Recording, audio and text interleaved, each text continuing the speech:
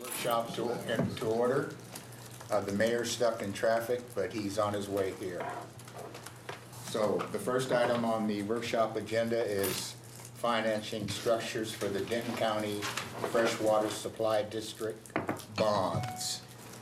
So at this time, I would like to call the workshop into executive session for consultation with the attorney under section 551.071, legal issues related to combination contract revenue and special assessment bonds.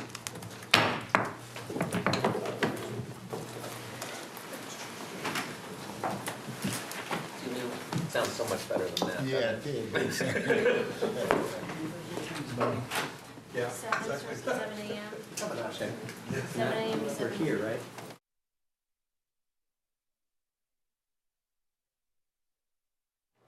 Part 2. I have the PDF just sent, but I didn't know if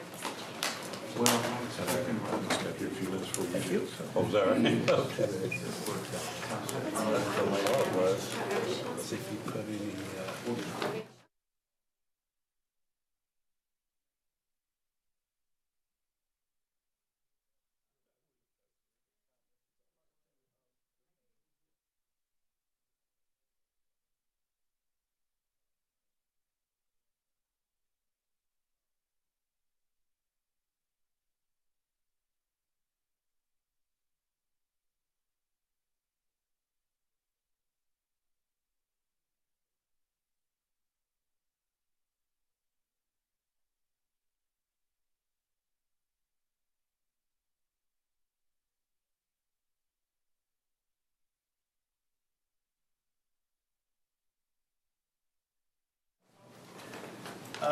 pleasure of the council, and I apologize if we got a little bit off schedule here this evening, but anyway, if you may remember, I was here last May and then again in July and December, and most of the time we were talking about really what we're talking about tonight.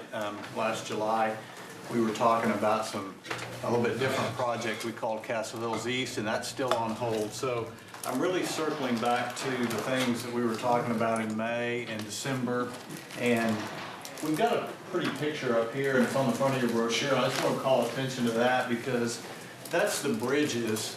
Our bridges project along 121, we call it a mixed-use project where it'd be retail and office, fancy movie theater, and then it would have apartments over the office and retail. But the reason I put it on the front is because I want everybody to really understand, I see this as Castle Hills is really entering what you would define as maybe the commercial era, or we're transitioning to the commercial era. But it's really different than what we've seen in the immediate area. A lot of the areas around Castle Hills and in this part, they have kind of one-story retail. And what we're really doing there is creating a destination that will be really a very nice mixed-use project that will have high-end retail, and it will also have office buildings built into a mixed-use component like that, as well as then the apartments that we're going to do, which will be very much like an urban product. So what we want to create is a very vibrant, urban-like setting, but with a very community-like feel. And that's what Castle Hills is intending to do kind of in this commercial era. So if you want to kind of switch, then it'll work. Okay, as I told you back in May of last year, we've had an 18-year relationship here between Louisville and Castle Hills. And as I said at the time, it's really a long time. The last time the Cowboys won a Super Bowl was 1996, right before we did this. And I'll note they didn't make the playoffs last year, so I think we're in for the long haul. Anyway,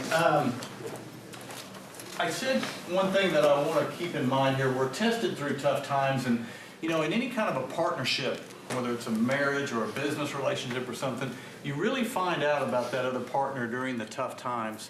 And as you know, certainly through 2007 till about 2011 or 12, we were really going through the tough times. And I think you've seen the true character and the true commitment of the Bright family and the Bright organization through that period of time. So we've been through the challenges and we've met the obligations, and there's never been a hiccup. I think that's the point I like to make here, is that, you know, we've never let the partnership down. And I also think it's important to note that there's far less risk now than ever before in this relationship. And I'll kind of touch on that later, but essentially the Bright family and the Bright organizations have far more to protect now than ever before. And there's a tremendous amount of momentum that's moving on. And, you know, you guys are going to know, I say this several times, that, and when I say guys, I mean ladies too, but at no cost or obligation to Louisville. We're very, very focused on protecting Louisville's name, but keep in mind that the costs and the obligations solely rest with the Public Improvement District and the districts that the Bright family has supported for a number of years in this relationship. So with that, Marisa, if you want to. Something that I think it's good to acknowledge here is that we have created over 3,000 households, and there's a huge population out in Castle Hills now that will eventually be Louisville. Also, if you'll note, I put these awards back on there because Louisville receives national attention every time Castle Hills does. And if you'll kind of look at those awards for just a moment, I think you'll note something interesting. Those are all, I believe, garnered through about 2007 through 2012. And as all of you know, with the recession that began in late 08, 9, 10, 11, 12, those were garnered, and Louisville was in the national press through Castle Hills as, you know, a shining star among the nation when it came to home builders and communities, master plan communities. So I don't want to let that get lost in this equation. And we had over 200 plus sales per year, every year right through that period of time. And what has now occurred here as we've come to the end of what you might think of the majority of the residential era, is that we've really set up the critical mass of a demographic and the rooftops that will really drive the commercial for the long term. And this is then essentially the realization of the long-term dream or the long-term master plan that the Brights have always had. Marisa? Okay. There are several commercial projects that have already occurred out there other than just the Brights. And what we're expecting to do over the next 15 to 20 years, and this is just us, there's more than just us out there doing commercial projects, but just us, we're going to create about $2 billion in value. We'll touch about $800 million of value through the apartments alone. The Bridges mixed use will be 600 plus, possibly as much as 800 million. And then we will have an office park over to the west side, and we'll talk about that a little bit later, but we're going to create an office park which will then bring another tremendous amount of value. We will get in excess of $2 billion added to the Castle Hills area, which just further enhances the annexation option that's being created here. And that's the other thing I want to underscore again. Louisville has created a huge option for itself that when the timing's right for it, it can then annex this and have that tax base and that value. So, Marisa, if you go to the next. The future commercial that we're creating, I've just got 3 example pictures here. This being, over here being the way that the multifamily, and I expect that to break ground this summer. This is just a picture of the Bridges. This is a picture of the Bridges where we call the Crescent, which would be on the back side of the picture that's shown in the front. And one thing, I always laugh about this, and I think some of you all probably do. Developers always come in with beautiful artist renderings, and it's easy to put a big, pretty picture up there. But some of you may recall, probably back in 97 and 98, Chris Bright and others may have been standing here talking about Castle Hills and the residential development and all those pretty pictures, but I just want to underscore, this organization has delivered. So again, I can hearken on the long-term relationship and how well it's done. Okay. Marisa, if you'll go to the next one.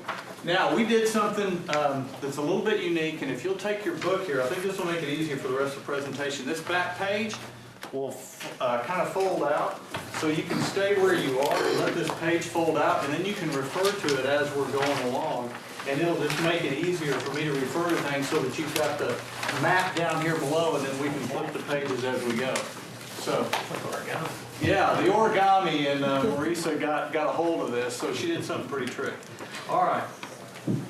I want to talk about PID 4 first, and it's all on here, but the reason I'm talking about it, 4 comes before 5 and 7, but it's also very convenient because PID 4 is a very strong success story that I want to refer to back to as we go through here. But essentially, if you see where PID 4 is, it's the one that's in pink. And over here on the west side, north is to the top, over here to the west side, there's about 270 households there. There's just under 600 households there. And if those of you that are familiar with Louisville Town Center and the Target and the Best Buy and the PetSmart, that's where that is. In 2008, that was dirt, okay?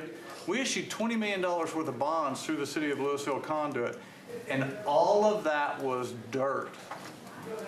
And now, that is a huge, vibrant success story, and we'll talk about that in a minute. Marisa, let's just go ahead and flip the page. We've got $3.7 million, which is the final issue of the $32 million that was originally authorized. And what that's going to support is we have some PID sites up in the some pad sites up in the far northeast corner. And these pad sites have been created, and frankly, we're leveraging off all the hoopla with Nebraska Furniture Mart. These are in huge demand along there, and we've already got 3 of these pads under contract with letters of intent out for some other ones. Also then, adjacent to those pad sites is what we call Castle Hills Phase 8. Very similar to Phase 6, which was 41-foot and 50-foot front foot lots. And that's what this money is going to support, is the final issue to support the infrastructure supporting those pad sites and supporting that portion of Phase 8.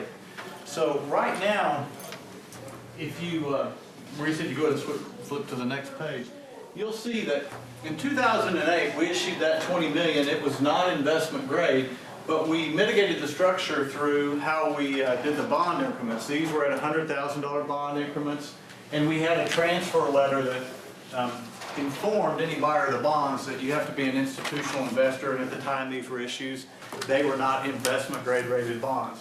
So that's how we did it. But what I want to point out here is that we had a value increase from $88 million at the time we issued those bonds, which is essentially land value, to $344.7. That's the projected value right now. There are 865 households there today, comprising $247 million that weren't there in 2008. There's about 270 in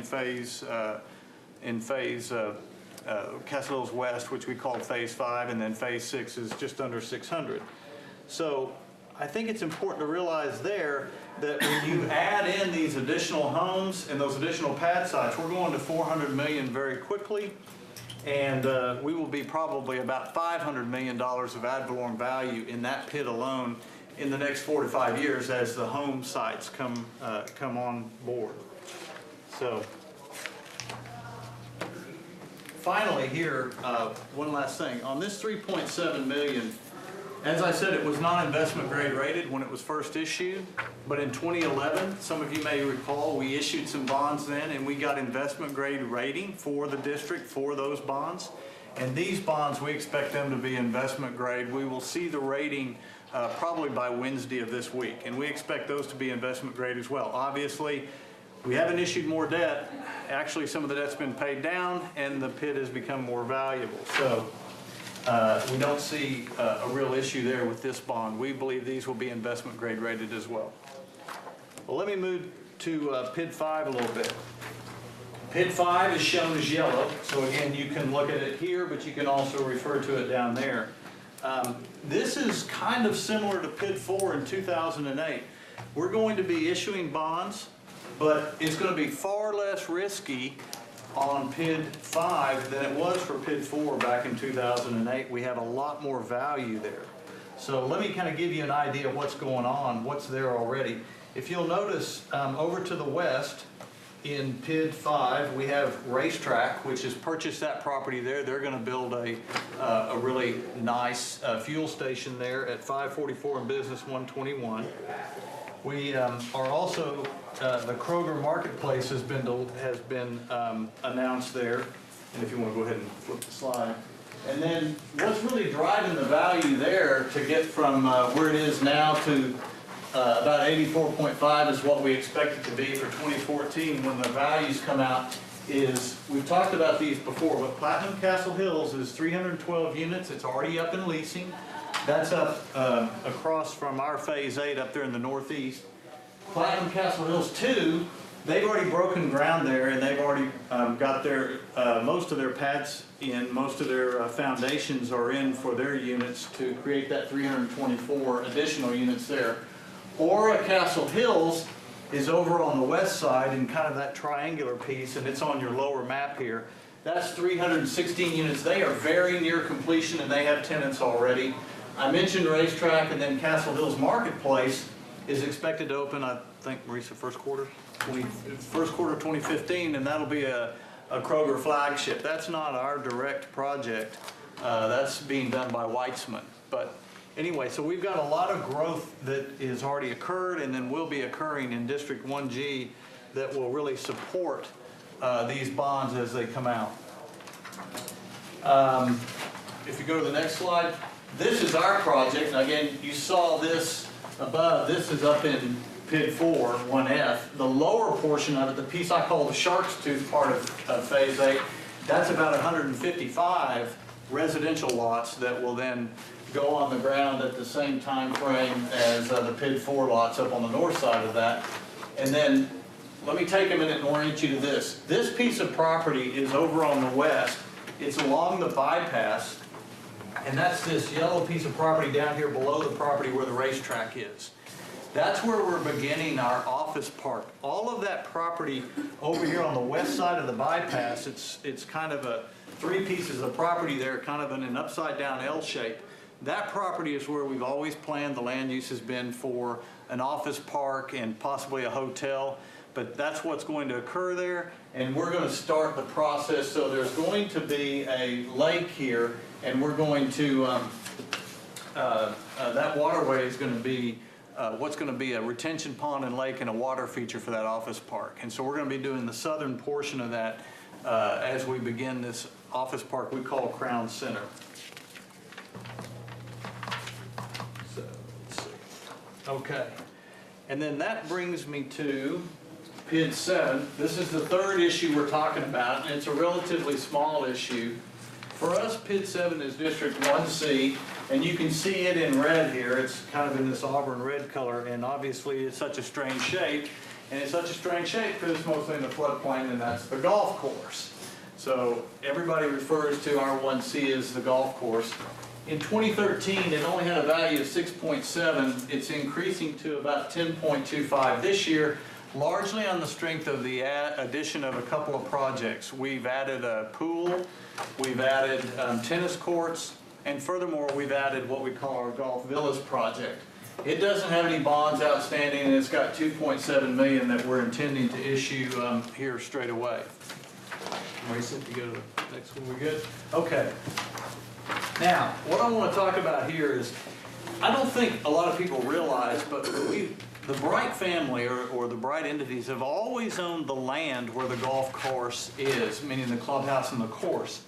However, we never were the operator. It was just on a land lease because a long time ago, Chris Bright made the decision that he did not want to be in the golf course business.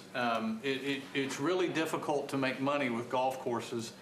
And after having a golf course for about 3 years now, I would tell you it's kind of like airplanes or boats or swimming pools. It is much better to have a friend who has a golf course than to have an airplane, a boat, or a swimming pool or a golf course. Because we get to put money into those, but why do we put the money into it, and why do we have to protect it? And the answer is because it's the centerpiece of our community, and the reason that we took it over in 2010 is because it had fallen on disrepair. It was not the amenity for the community had to be. Frankly, it was starting to look like it was going to become an eyesore, and it was going to materially negatively affect our commercial development and the Castle Hills community as a whole. So we had to take it over. We've got, as I said, 15 to 20 more years of development out there, And we've got to protect that development in our current and existing embedded dollars as well. So it was just something we kind of had to do. It is something in which we've put a lot of money. I mean, if you see down here, we did initial course improvements in 2011. We shut down the course, $2.5 million. We did interim club, $1 million, resort pool, $2 million. So long story short, we've put about $7 million in it, and we've got another $6 million to put in it. We just signed a loan today with Plains Capital to put another $6 million over the next 2 years. Next, just a couple of pretty pictures, things we've done of late. PID 7, this is just talking about our villas project. We now have 64 lots there, of which about 44 are in are inside District 1C and PID 7. We've got a Villas 2 project, which is going to come on, which is going to add 93 lots to that. And Chris Bright is actually putting his personal residence in this project right next to the clubhouse. So the point here is we have a huge commitment to District 1C and the golf course. So what we're asking to do on this, we've got the bonds pre-sold to Oryx. They're a very large global institution. They've already underwritten the purchase of the bonds. We have mitigated the structure there to be similar to what we've done in the past. We raised the bond increment to $25,000 per bond. And Oryx has asked that they have the initial notice letter, but not a traveling letter. I think that's one issue that's a little different than what we've done in the past. But they're ready to buy those, and they're also ready to buy more bonds, Castle Hills bonds, in the future. And so lastly, I just wanted to make the point this has been an incredibly successful long-term relationship. We have done our best to follow and work with the staff's recommendations and the city's professionals in the past. Unlike the past, though, in the early days, we have about $100 million of investment to protect out there. I mean, long story short, if the taxes don't get paid, we're at risk of losing our investment. And then last but not least, the Bright family lives there, and all of our offices are there. It makes it hard for me to get a snow day when we're 350 yards from the office, but the point is that we're all out there living there, committed to Castle Hills, and we've got a huge investment to protect. So in any event, that's where we are, and then we've got PID 4, PID 5, and PID 7 in front of the council for issuance here over the next couple of months. And if anybody's got any questions, I'd be happy to answer them, or... Any questions, council? Thank you very much. Thank you, appreciate Okay. that. Thank you. Next item, question is it?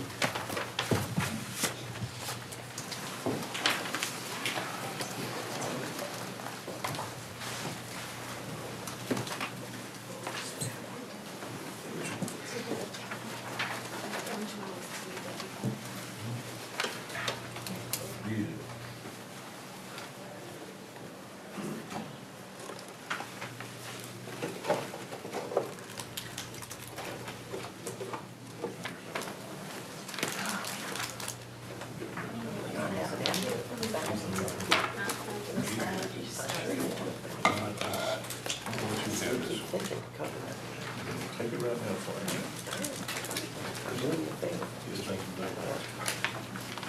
Okay, Mayor and Council, just a quick overview tonight on your agenda.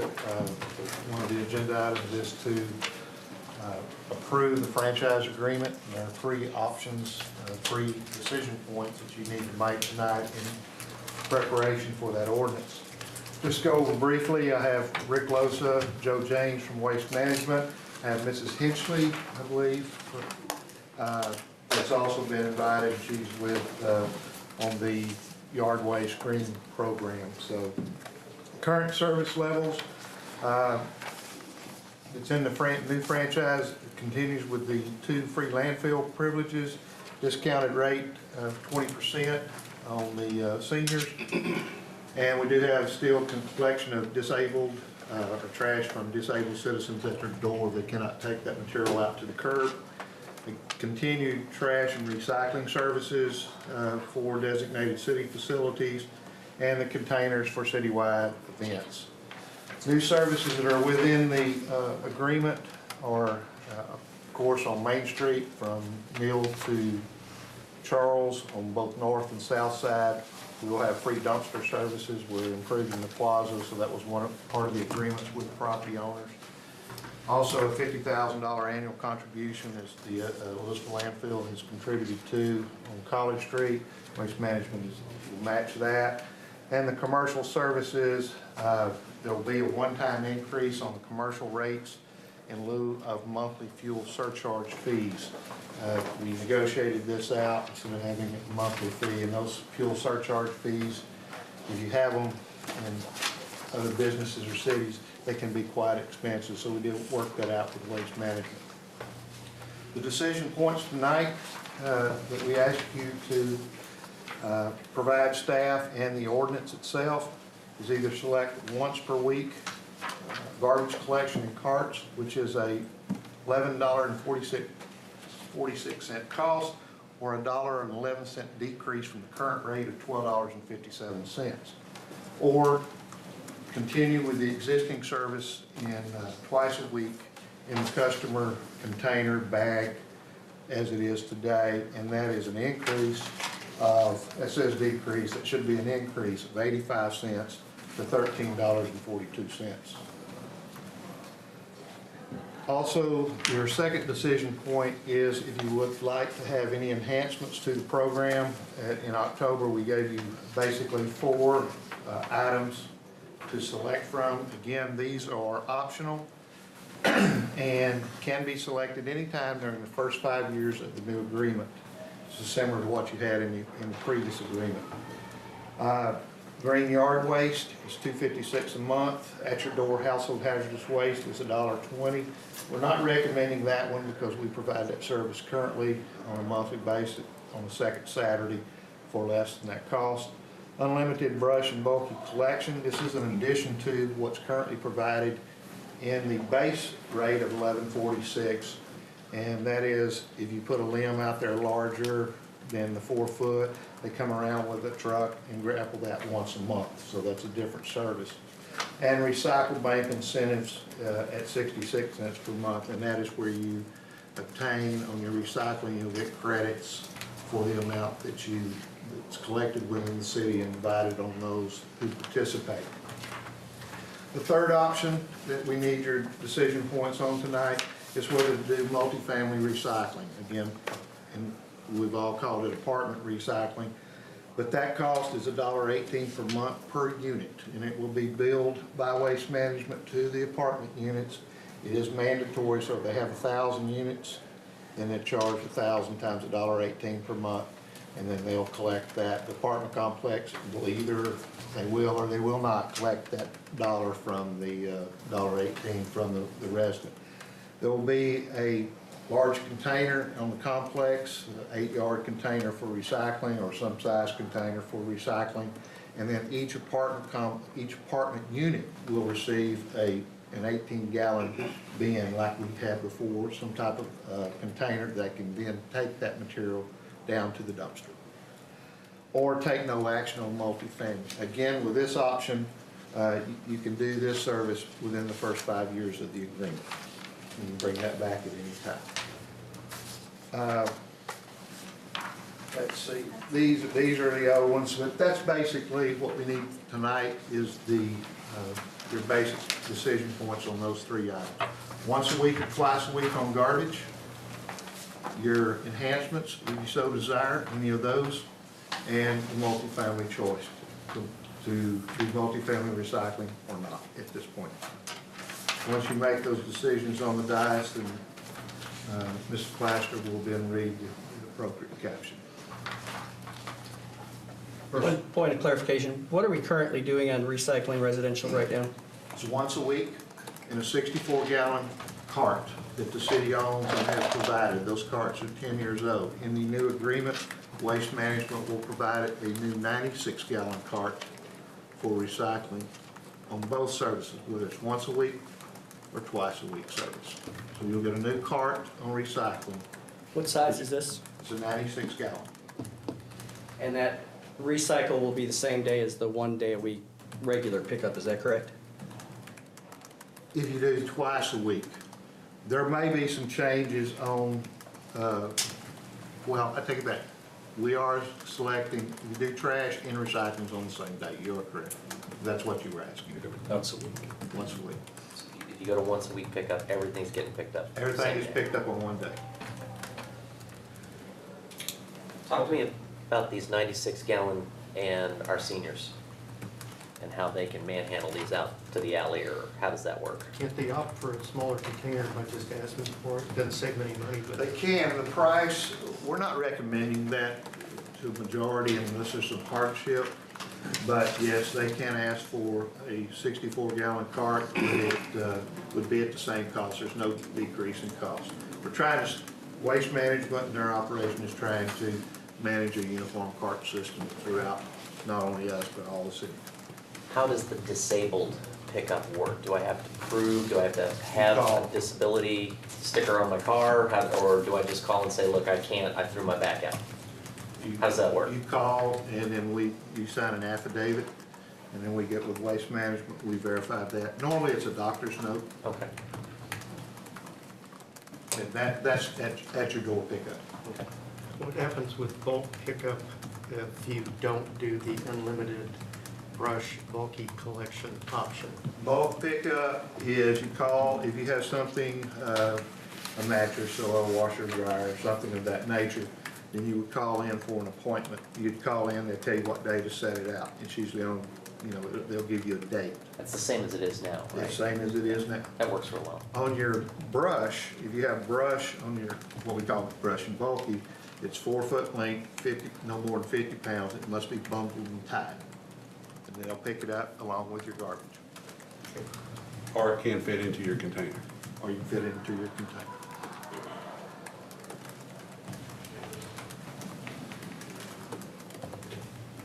On the senior thing, I don't know that that's gonna be a deal. If you taste that when it's empty, it's very easy Right. to maneuver. And seniors aren't gonna be putting much in there. Yeah. They're not gonna be packing it full where it's real heavy to maneuver, so I don't think it'll be. I think it's more intimidating because people haven't grabbed one of these and moved them around or anything. My mother-in-law's 81, man, she's got one in Garland. She puts her neighbors out for And she's them. got to put up with you too. I mean, come on. I'll tell you exactly what I told Joe. We were talking, Friday? And I said, if you can open your car door, you can move that. And it's a little different design than many years ago, where it was pretty much the same. They've got more compact, confined on the bottom, so it doesn't easily tip as it did 20 years ago. My mother was 4 foot nothing, and she could handle that pretty much. That was years ago. Anybody else got any other questions or comments on it? Could I get the, what is your last head? Hinchcliffe? Hinchcliffe. Could you describe how your process works? Yes, Waste Management currently brings us residential yard trimmings in the rear loaders, and they'll come in, they get a weight tickets, everything, all those reporting is provided back to Waste Management for their customers. And then we have a brush area that it is disposed of. We call it disposition. The truck backs up, it pushes all material out, and then our loader operators, et cetera, we will process that material into a mulch product. Been in the mulch product? And then if the city desires to add a green waste recycling program, then as the company managing that material, we would also like to donate material back to the community so that product is actually coming full cycle, so it's not going in the landfill, it's being processed, and then part of that material can come back at the discretion of the community, whether you want it for a spring cleanup day. We can either provide a truckload of packaged material, bag, mulch, or bulk, depending on what works best for the community. It won't be a free, she'll limit her, I'm not trying, Yes. she will limit the number of bags. She and I talked about that they would provide each year or each month. but it would not be like a compost pile where people could come in with their 5-gallon buckets or the pickup beds and pick that up. That's Yeah, not in we that would provision. coordinate with the city on probably a special day to, and we would make the delivery, yep. And this process is completed in Dallas, is that correct? Yes, Loop 12 Northwest Highway, just off of 35 is the recycling Been by facility. there many a time. And Waste Management brings it to you? They do currently with some other communities, some other contracts that So then are you operating a separate truck? no, Waste management. yeah, waste management, yeah.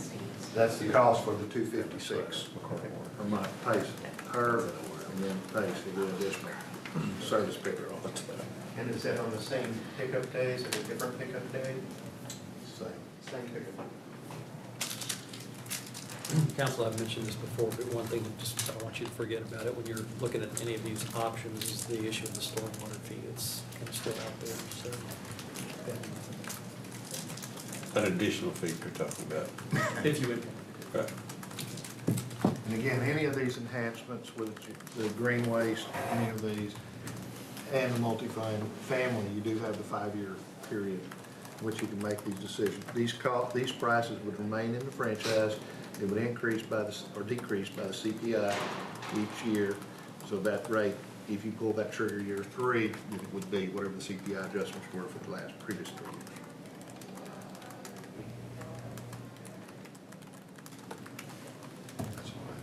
Anybody else got any questions or anything? Implementation very quickly.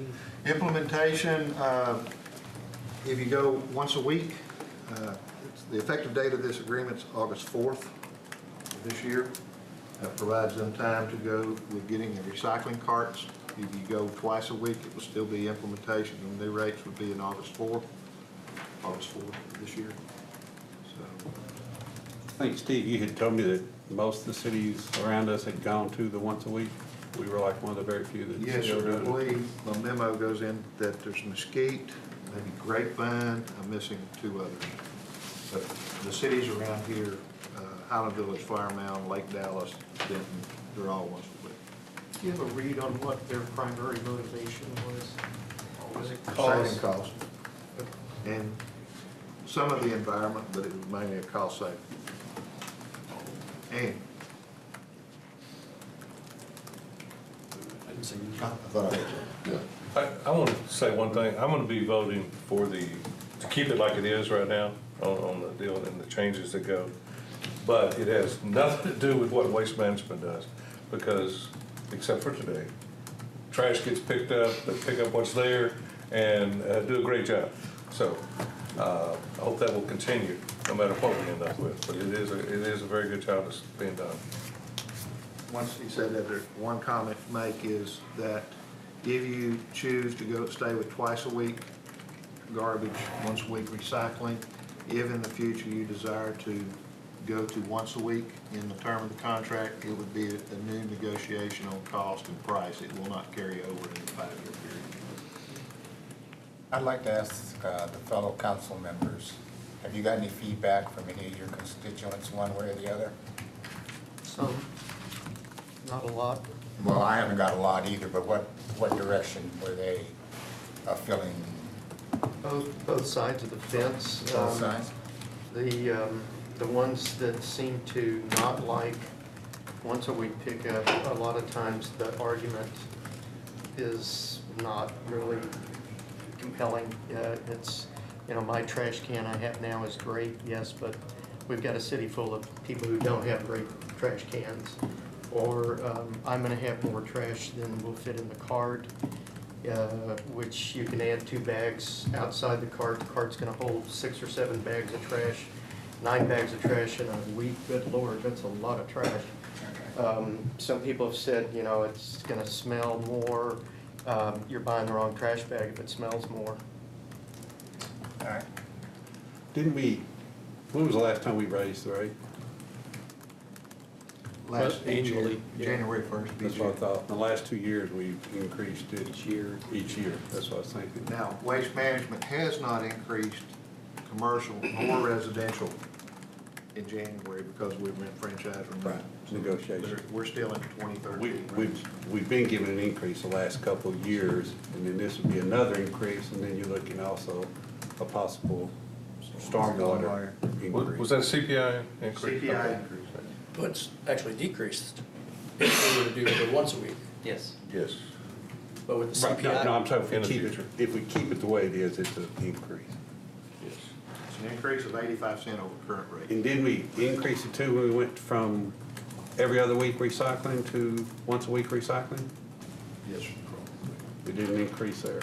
When we initially had recycling, we did every other week, and then we went to once a week, that was an increase. That was the one I was thinking. I That believe was it not a I CPI. believe it was like That wasn't a 5 CPI, that was a regular. cents, something. It was small. It was a small amount on But it was still an increase because that was when we bought our own, or we didn't buy them, we had a company that did the receptacles. Go get it. And we passed on an increase at that time, and because I remember we looked at that time, we could have done it at that time and gone to one a week, and it would have actually had a reduction also, but we decided to stay with 2 week and add the increase. And now we're looking at, do we keep that again and continue to have the increase? That was 2010. Right. And I'll tell you, the people I've had very few complain about once a week. I've had a couple joke about it, like he said, the smell, but they were joking. They said, their kids live around here in surrounding cities and they have it and they don't have a problem with it. I really do like the fact that we're gonna have a container.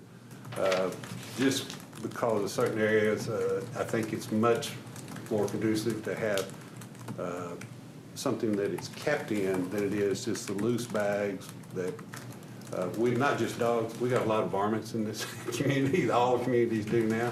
They have a lot of varmints, they get in there and tear them up and string stuff out, and then it just kind of gets trashy looking. So I really do like the container thing, so. We have people with trash cans that are trashy looking. As far as Mine's getting the there. response that what you're looking for, the feedback that we're getting, what % of the people actually know that we're deciding this tonight? Very, very few. Agreed. We're gonna prepare yourself for a lot more feedback once this actually takes place. Yeah. Either way. Either way. If you get an increase in your bill, or if you, And Well, the increase is what, 85 cents? If you go to stay twice a week. And the $1.11 decrease, it already has that taken into account, right? And I said this the last time we talked about this, yes, you'll see a lot more feedback when you implement it for about maybe 90 days at most. And then it'll die. well, now, wait a minute, the $1.11 doesn't include the 85, right? $1.11 is a decrease from current rate. Current rate. Current rate. Both of them are measured from the current rate. Exactly. So it's a total of $1.96 Right. difference. Yes. Yeah, you want to compare future to future. If you went, Oh, yeah. it's $1.96 difference from going, keeping twice a week to going once a week. Right. It's almost a $2 a month Yeah. difference. Right. Well, spring's coming, and I call that the trash season because my alley acts as a conduit and it creates a jet stream. It's its own jet stream and it knocks over every trash can you can imagine this time of year. But There's this nothing won't to go into contain it. effect until. I know. Okay. I want to make sure. Well, but that's So an you'll be advantage. able to enjoy another season. Yes, I'll get one more A lot of the season. complaints you get are really more implementation complaints. People don't remember what their days Yeah. are in the future compared to what they used to be in the past, and there are gonna be some changes there, but given the time frame between now and August, you have a lot of time for staff and for waste management, get that material out to people and forewarn them, it's coming. Oh, by the way, it's coming, and here's what your new schedule is gonna look like, and here's what your new rules are gonna be. The one argument I heard, Leroy, that I went, that may have some merit, is if I miss my trash day, there's always a second one that week. Yes. And of course, the argument I got back from that one was, well, so you want the rest of us to pay because you're forgetful. So. So, but that was probably to my mind the most compelling reason to stay. What percentage of pickups do you think will change the date that is picked up from the day that they're picked up for recycle now? I don't know that that's scheduled. If you stay once a week, Correct, because like if you're doing recycle once a week now. So, and one of those days is your pickup days, trash pickup days also. So my question is, percentage-wise, how many people will not have trash picked up on the day that they're normally having one of their trash days picked up? Because usually it's on the recycle day. Let's put it, how many people will have to change their recycle day? Yeah. That's a good way to ask. We're gonna try, Percentage, we don't know. I'm not giving We'll you try to numbers. work it where we do the best we can to keep it. You think half the people are, 10%, 20%, 50%? Don't know? I couldn't answer you, sir. Okay. No, no. Okay. No dartboard? And we got more new stuff coming on. Maybe it's a waste My of goal money. is to make it 100%, it will Could not you change. send but I gotta everybody deal with a these fridge kids. magnet that says Monday, Tuesday? Oh, yeah, that's the kind of information that we would disseminate. Much like when we first started the recycling program, we disseminated that material so that people could put it up on their refrigerator and see what Man, their they cook recycling. red. Remember You that can- first, before we went Stainless steel. to once a week, it was once every other week, and you had to kind of remember, If you ever missed it's that the one, you were in week, and, trouble. okay, which day? And we had a map that was color coordinated, and the colors didn't look good, and this, I remember all that. And you had to remember where you put your map and your schedule?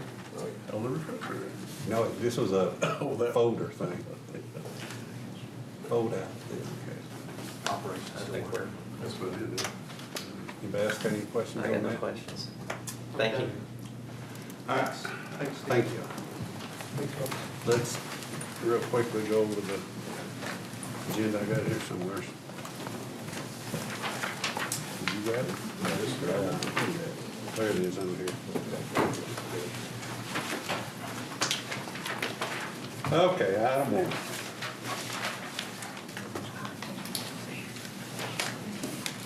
Item two, I'm gonna kind of go down through, so if you got something, go ahead and stop me.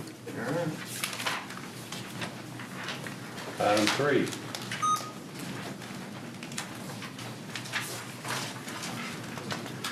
Item four.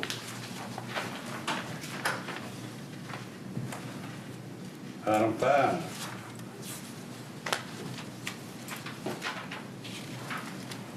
How much do we have in that fund?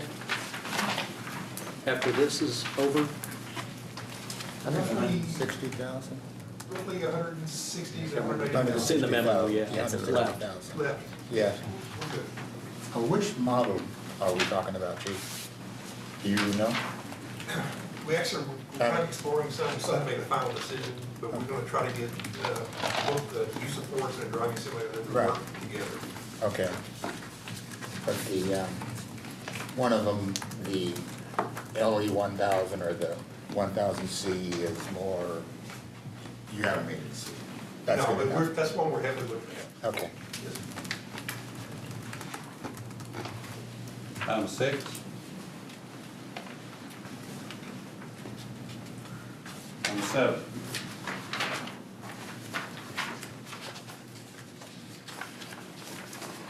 Item eight.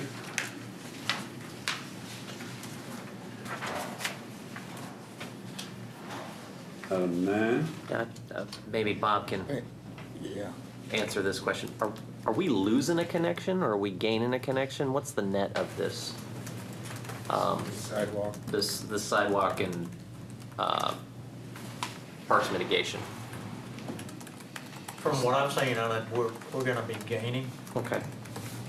You're gaining a new trail on Other the park along I-35. That connects over to Highland Village.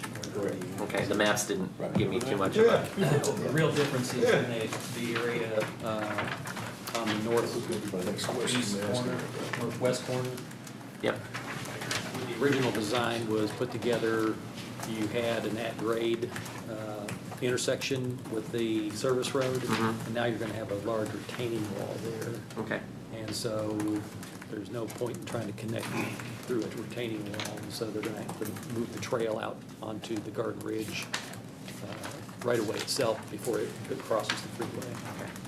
That's because the elevation. Are they gonna put any type of barrier along there, or is it just gonna be just an extra wide curb? Do we know? On the trail. On the trail, if it comes up on the Garden Ridge? On the bridge itself? Yeah. I think they have some kind of They have a protector, they have a barrier. a separation. I know we do on Fox, on the new Fox, and I believe it'll have one, it'll have a, from the outside lane to the bridge road, there'll be a, It's 42 inches high. 42. Great, thank you. That's all I have, Mayor. Well, they Skateboard. be jumping over it, so. Item 10.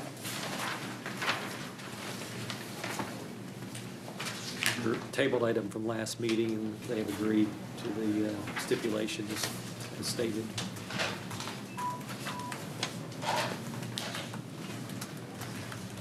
His third classroom is going to be basically about twice the size of the other two existing. I think Eric addressed that, I don't remember the exact size. I read it, it's just about twice the size. Is that accurate?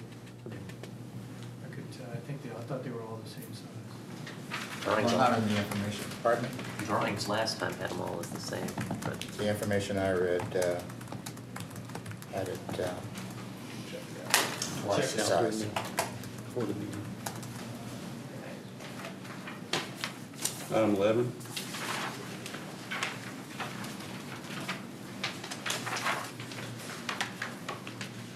Item 12.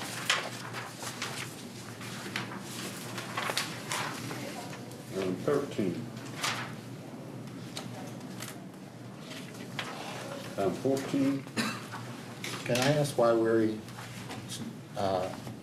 extending this again? Is there, I mean, the reason we're doing that? There's still terms that we're trying to get pinned down. We're working with a legal consultant and multiple cities, and so we got other entities that are kind of trying to all come together with the same type of language. And so it goes to one city, and it turns out that there's a T dotted. Then it goes to another city, and there's an I crossed.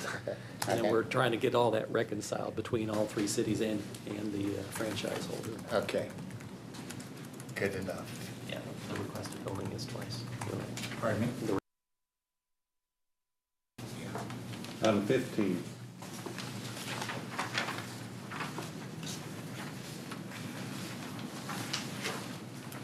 Item 16, we just went over. Item 17. A question for the city manager, is there, 16 or 17? I'm sorry, you said 17. Yes, I'm sorry, go ahead. Let's make sure I didn't cut you off. Is there a specific purpose in mind? Is this a open session discussion? It's an open session discussion, but there is a specific purpose in mind, and that purpose is something that you may have a potential conflict of interest over if you want to. Okay, should I step out for that? Yeah, you probably would. Okay. Item 18.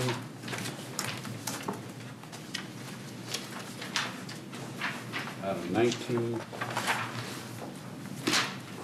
That's it, let's go. All right.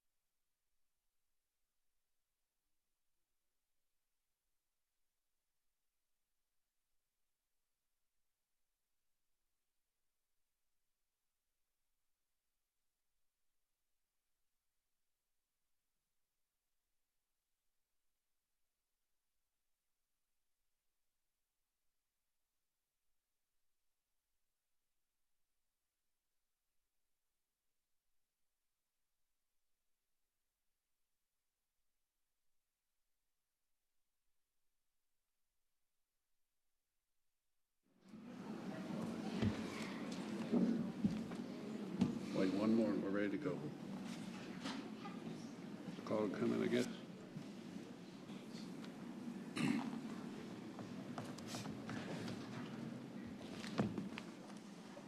Julie, is Claude back there? Don't you have Tony Boycott out right there? there. We weren't Oh, there he sure is. where we're at.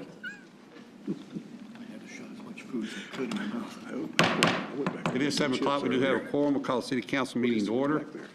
First item on the agenda is the invocation given by Mayor Pro Tem Vaughn, and then the pledge is going to be led by this afternoon by Weeblos PAC 62. Please stand and join me in a moment of silent prayer.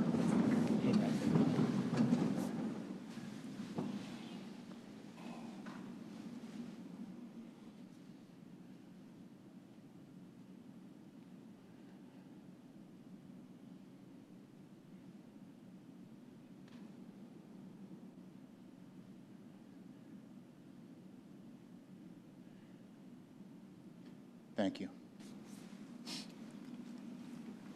Okay, if we could have Weeblos PAC 62 come down. I believe we have April Borg is here with us.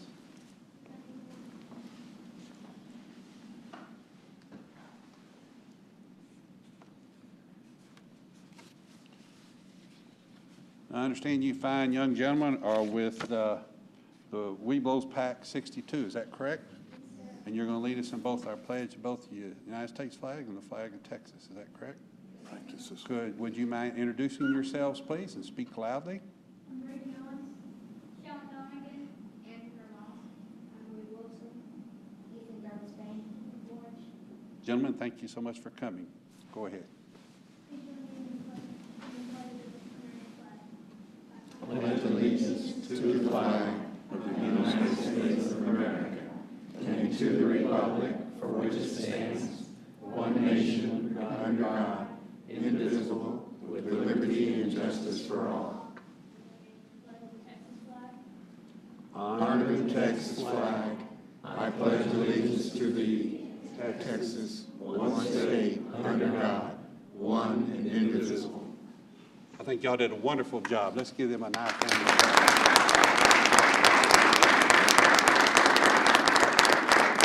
Thank y'all very much, and come back and see us anytime you'd like to, okay? Thank you.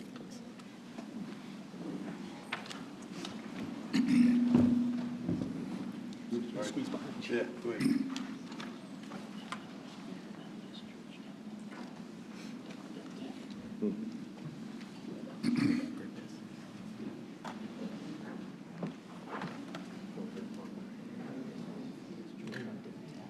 Oh, okay, yeah.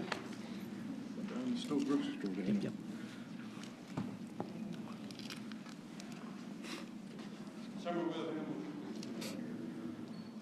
So, yeah, I kind of.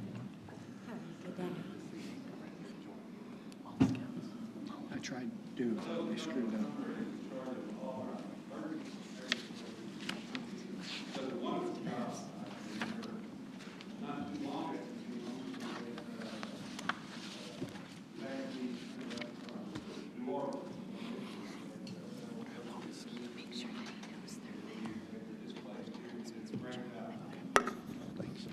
And you did a great job in making sure that those people that are displaced were welcome here in our city. And I remember what a great job you and your staff did. I appreciate that.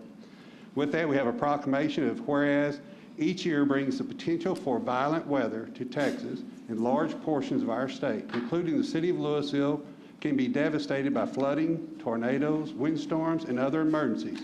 And whereas the City of Louisville Governor's Division of Emergency Management, the National Weather Service, and Federal Emergency Management Agency, FEMA, have joined together in urging all citizens to prepare for severe weather events and to educate themselves on safety strategies. And whereas Governor Rick Perry has declared the week of March 2nd through 8th, 2014 as Severe Weather Awareness Week in Texas. Now therefore, in official recognition of the state of Texas, I, Dean Euchert, Mayor of the City of Louisville, Texas, on behalf of the entire City Council, do hereby proclaim March 2nd through 8th, 2014 as Severe Weather Awareness Week and urge everyone in our community to learn more about and to participate in severe weather preparedness activities available in the City of Louisville, proclaimed this 3rd day of March 2014. Let's get a picture and then I'm going to let you say a few words, please.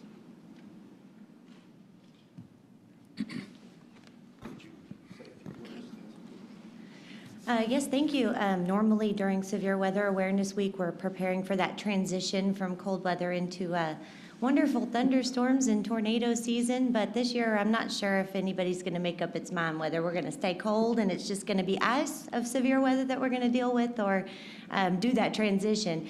Either way, we encourage our residents and the community and our businesses to prepare as much as possible for those unexpected events that could cause you either to seek shelter inside your home or to have to evacuate to another area if something were to happen to your home. We have a lot of activities going on throughout the community. A couple weeks ago, the National Weather Service did our annual Denton County Skywarn training, which teaches folks about storm development and a little bit more about the radar systems and things like that. Coming up on March 22nd, we have our Boy Scout Emergency Preparedness Merit Badge course that we do twice a year, once in March and once in September. And we'll be hosting several different troops for that preparedness merit badge. We've got some preparedness activities we're going to be doing with the employees and stuff with the community throughout the month.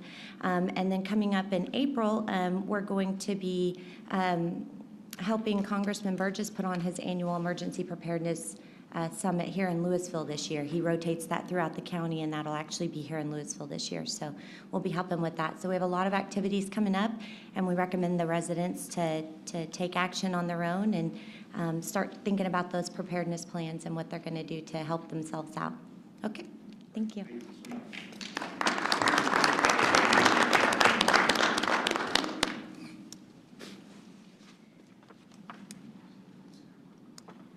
And could I ask Marlon Price, please?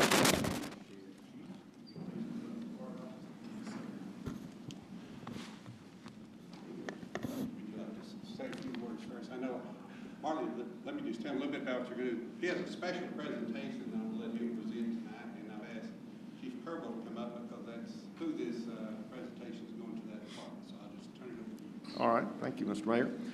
Mr. Mayor, members of council, and citizens of Louisville, my name's Marlon Price. I'm an old retired police chief that got a second job now. I now run the Texas Law Enforcement Best Practices Recognition Program, and I'm here tonight representing the Texas Police Chiefs Association. The Texas Police Chiefs Association has membership of over 1,000 police chiefs throughout our state dedicated to improving law enforcement services to the citizens of Texas. Chief Kerbo has been a very distinguished member of that organization for a number of years, and it's my pleasure to be here tonight to present Louisville Police Department with a certificate of recognition for continuing to maintain compliance with best practices program for the last 4 years. Now, the Texas Chiefs Association several years ago created an accreditation program. The accreditation programs are like, like hospital accreditation and school accreditation. They're programs of professional excellence. And our program for law enforcement in Texas has become a gold standard.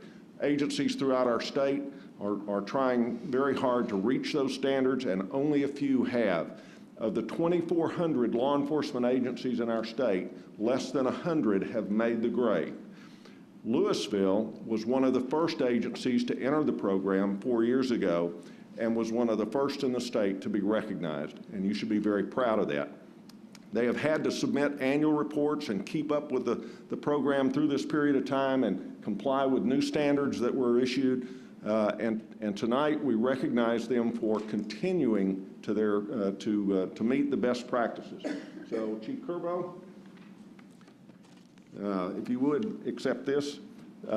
It's got a bunch of fancy words on there, and it says, to the Louisville Police Department, having fulfilled the necessary qualifications and mandatory requirements of the Texas Police Chiefs Association Law Enforcement Best Practices Program, the Board of Directors awards you this certificate. Now, understand that this certificate is just symbolic. It is just a symbol of professional excellence. It is the process that you went through and the process that you maintain that is the real value to this community. And members of the council and Mr. Mayor, members of the community should be very proud of your police department. They're one of the best in our state. They are a leader in North Texas law enforcement. Thank you very much. Thank you, Marlon.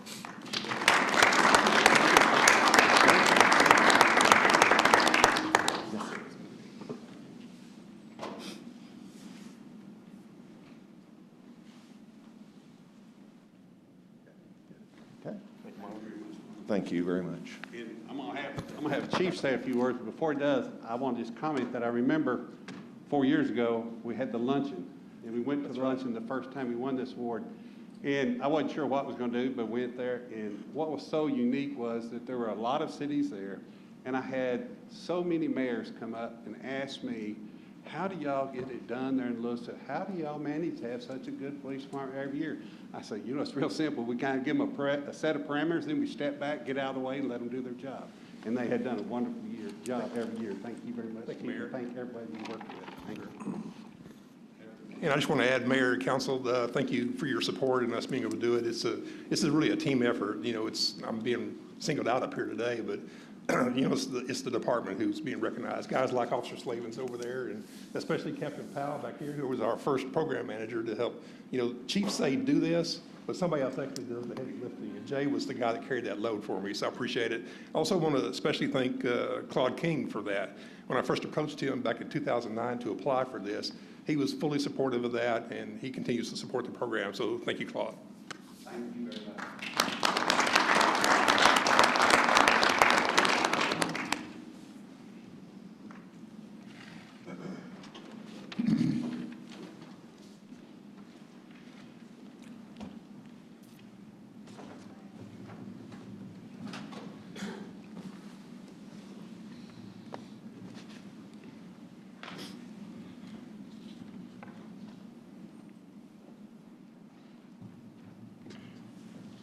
Next item on the agenda is a visitor citizen forum. At this time, any person with business before the council not scheduled on the agenda may speak to the council. No formal action can be taken on these items at this meeting. I do have a speaker card filled out.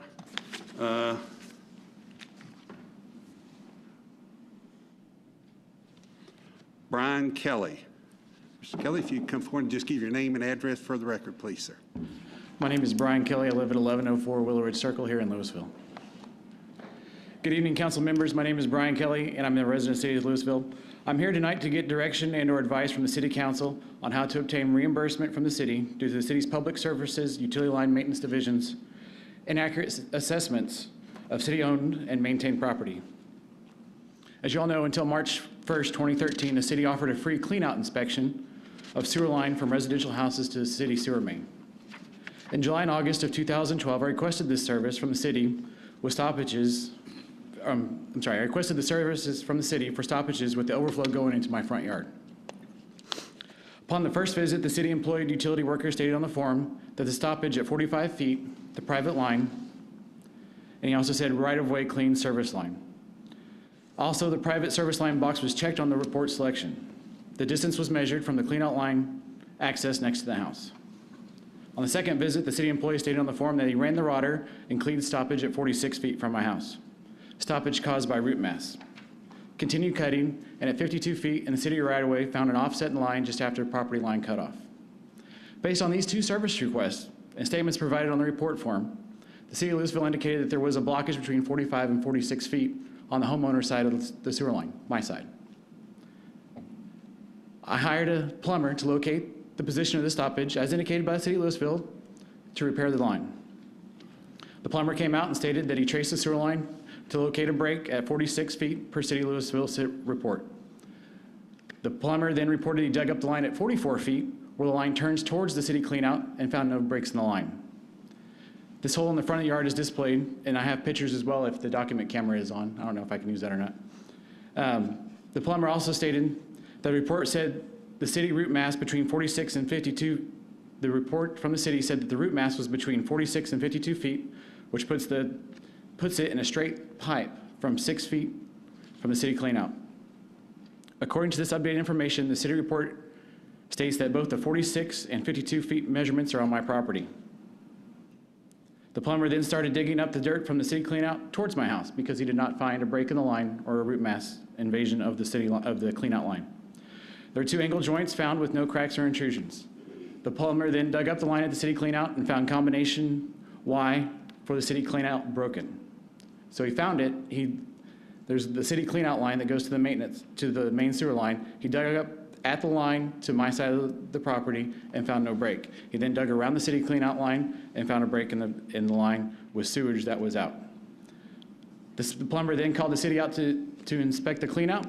The city will be out on August 17th to repair damage. The plumber then handed me a bill for $1,400, and I paid that bill on the same day with a check.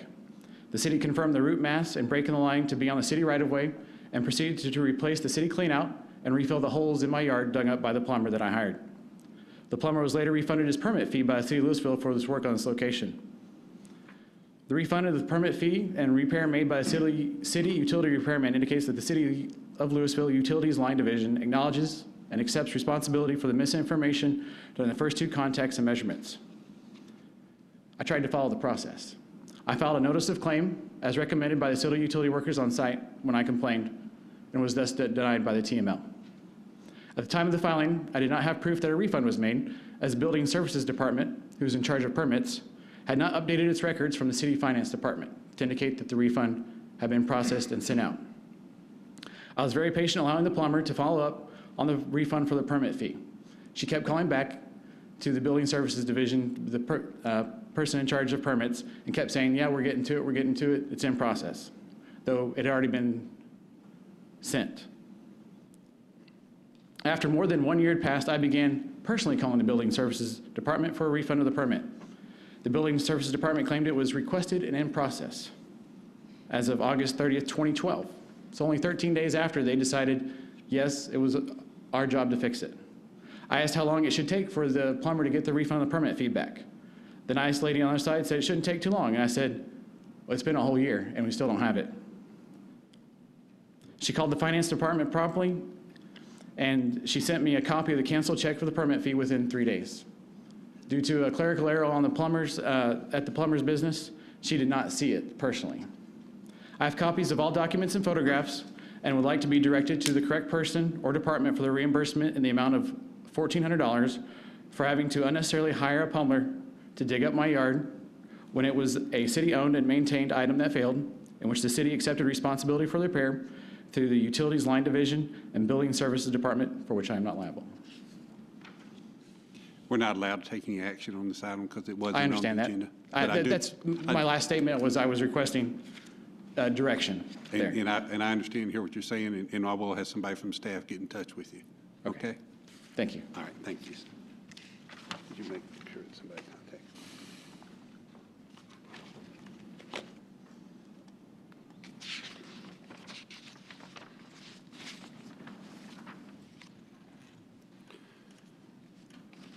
Next item on the agenda is the consent agenda. All the following items on the consent agenda are considered to be self-explanatory by the City Council and will be enacted with one motion. There will be no separate discussion of these items unless a council member or citizen so requests.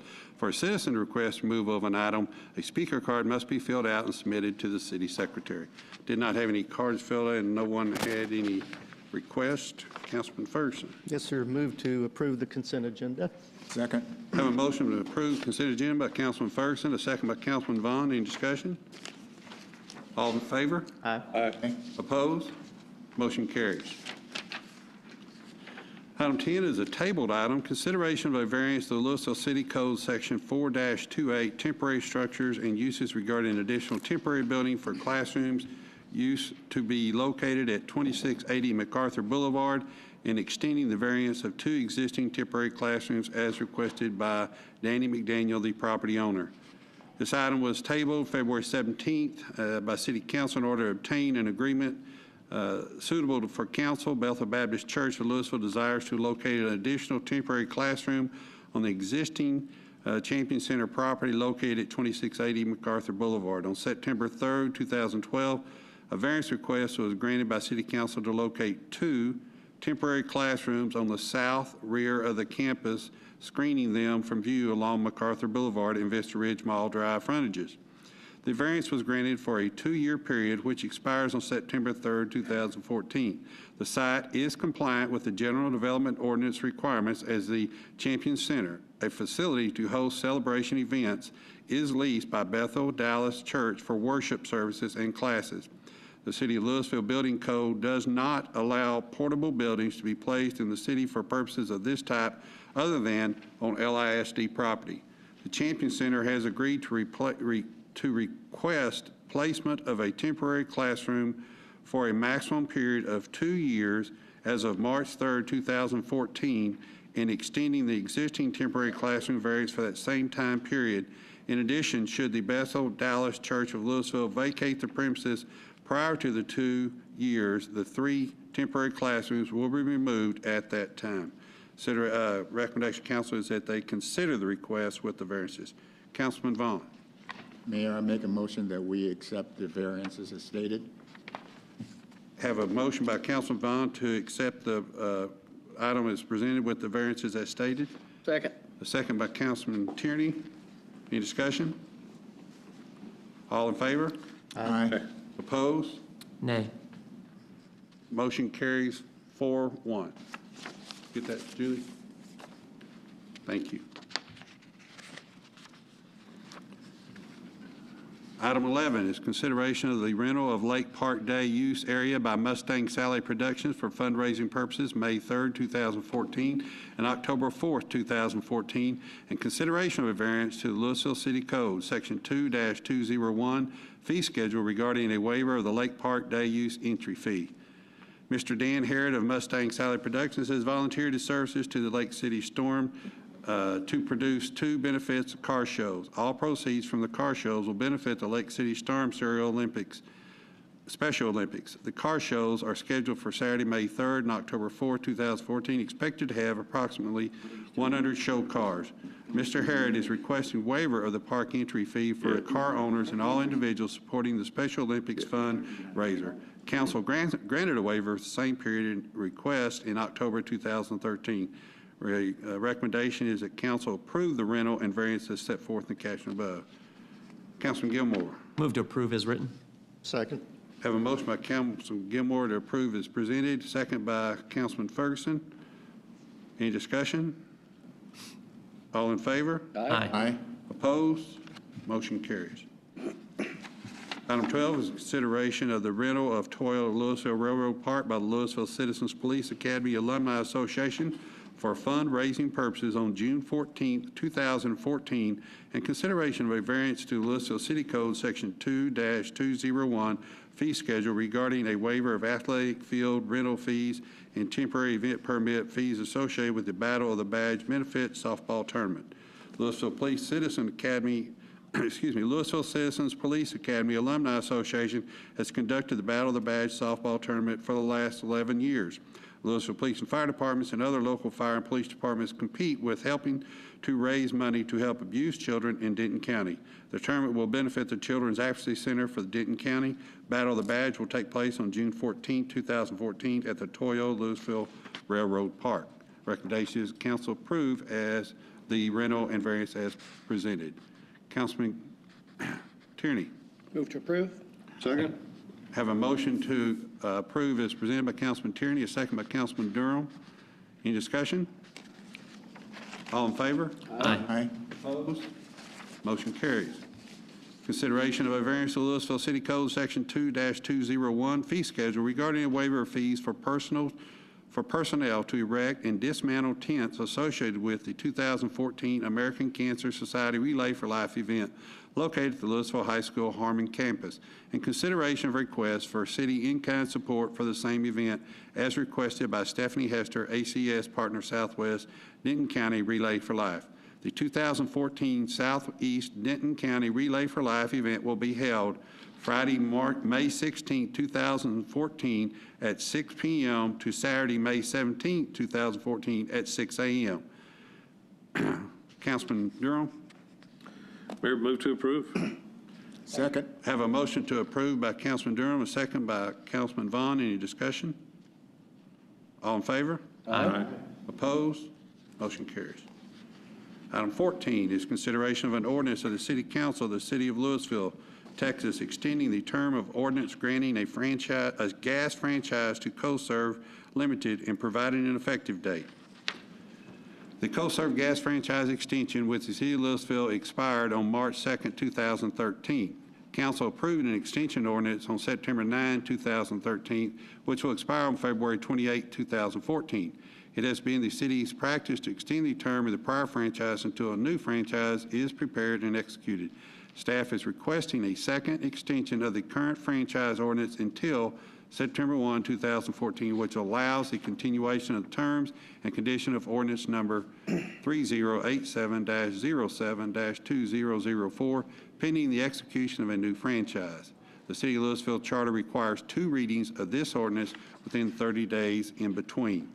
Recommendation is the council approve the ordinance as conduct the first reading as set forth in the caption above.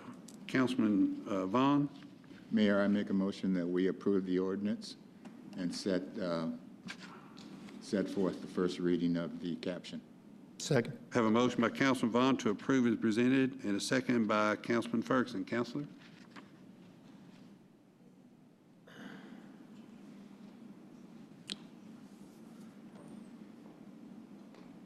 This is an ordinance of the City Council of the City of Louisville, Texas, extending the term of an ordinance granting a gas franchise to CoServe Gas Limited and providing an effective date. All in favor? Aye. Opposed? Motion carries. Item 15 is consideration of an ordinance granting Atmos Energy Corporation, a Texas and Virginia corporation, its successor and assigns a franchise to construct, maintain, and operate pipelines and equipment in the City of Louisville, Denton, and Dallas counties, Texas, for the transportation, delivery, sale, and distribution of gas in, out of, and through said city for all purposes, and for the payment, payment of a fee or charge for the use of public right-of-ways. Atmos Energy Corporation requested a franchise agreement to supply natural gas within the City of Louisville. The term of the agreement is through December 13, 2018, with an automatic renewal for 2 additional period of 5 years with a franchise fee or street rental fee of 5% of gross receipts. A second reading of the ordinance will be conducted at the City Council meeting April 7, 2014, with the effective date of the ordinance being May 7, 2014, if this passes. Recommendation is the council approve the ordinance as recommended. Councilman Ferguson. Move to approve as presented. Second. Hold on just a minute. Okay, got 2 more cards. Okay. Have a motion by Councilman Ferguson to approve as presented. Second. Second by Councilman Gilmore. Any discussion? Councilor?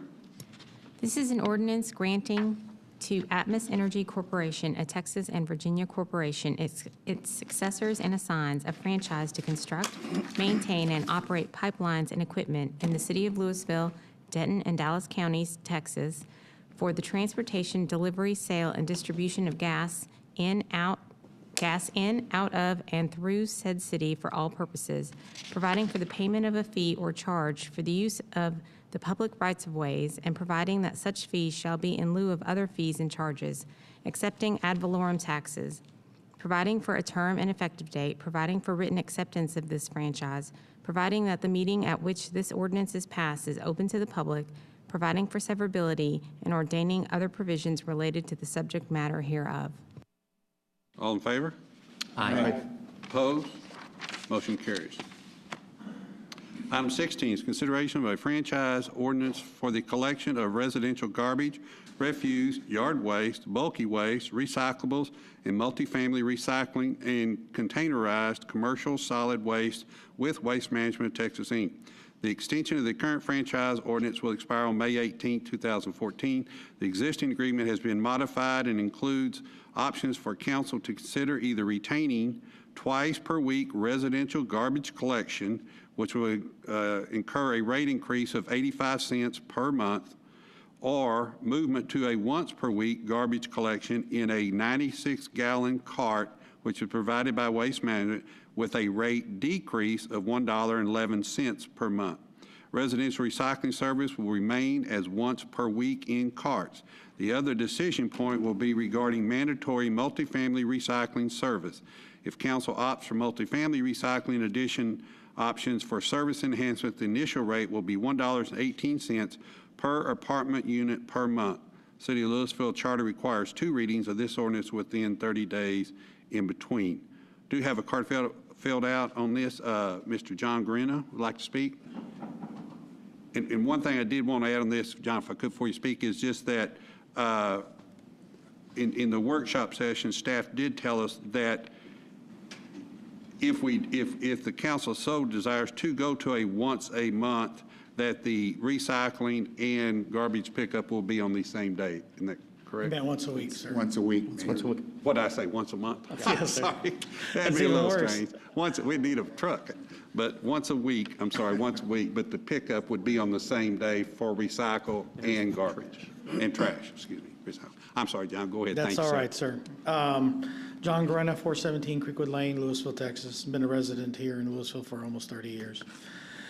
Two parts to number 16, looking at the backup material.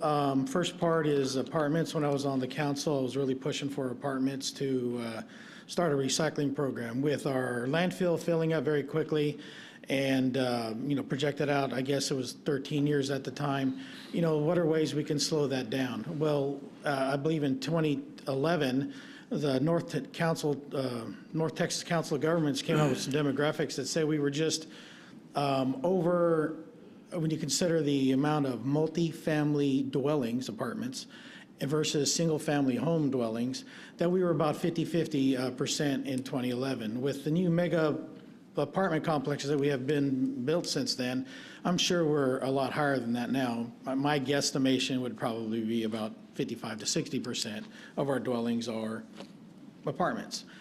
Either way, on that part, I'm all for apartments doing the recycle program. I understand it's going to come out to about $1.18 per month per dwelling, and that is a contract between the apartment complex and Texas Waste Management, if I'm correct on that. Right now, those apartment complexes may be picked up once a day, once a week, or whatever the contract allows. But either way, I think that with that many people living in apartments, it'll help with the recycling if we can do that. I know a lot of people that do live in apartments, and they're all for it. The second part to this is I'm in favor of keeping twice a week pickup and once a week recycle on one of those pickup days. I remember when it was a recycle period every 2 weeks. And that was tough because you get all this container full, and it was a nice big container, but it did get full. Going to once a week helped alleviate that, because sometimes my container's overfull, sometimes it's not. I mean, it is just my wife and I, and we do eat out a lot, so we do that. However, and I want to speak in general terms, because what I'm about to say doesn't apply to every household, and I'm sure you can find examples on both sides. And I also want to preface it by saying that God didn't give me a crystal ball to see the future. However, He did give me the ability to kind of look at things and see what could happen, some possibilities. And I think that these possibilities I'm about to mention are very quite probable. Louisville is an older town. There's some other cities, older cities. There are other cities in the area, Grapevine, Mesquite, and Irving, that also do twice a week a garbage pickup.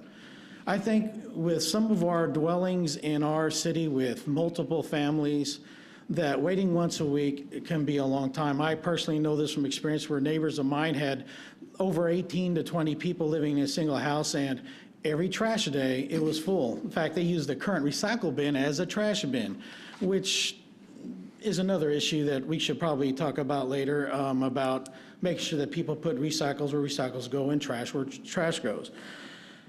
So as I said, I'm all in favor for twice a week. And on average, we have about 9 pickups a month. So over 85 cents extra. I am willing to pay that extra 9 cents, 10 cents a pickup day to keep it all the same. People do forget to take out their trash, whether they're out of town that day or their lives are so busy that they got home and they just forgot to put it out and they went to work the next morning. People do forget to do that, and a lot of people do. My neighbors do. I have done it before, but it's nice to know that my chicken bones aren't going to sit there rotting in that trash can for another 7 days. The new cans are nice and big. They're huge. They're as big as this podium. Filling up that much for some people may be very difficult. I know that those questions were brought up very astutely by Councilman Gilmore, concerned about elderly people picking them up, and I thought that was a good point. I consider myself a healthy man that can pick up trash cans, but even sometimes my big trash cans are a little tough to carry. They get dragged. Excuse me. They get dragged. The other thing I wanted to mention is you had a lot of different options in the presentation. I thought they were kind of nice to look at, but I really am in favor of keeping it twice a week pickup, recycles once a week, and keeping it the same as the way it is. I'm willing to pay that 85 cents extra a month, or 21 cents a week, or 9 to 10 cents a trash period to keep it all the same. And again, I want to restate that I think it's very important that the apartment start doing recycling at apartments. I think it'll really help, especially with all the trash that people do give out in those dumpsters. Anyway, council, I thank you for your time. Thank you, sir.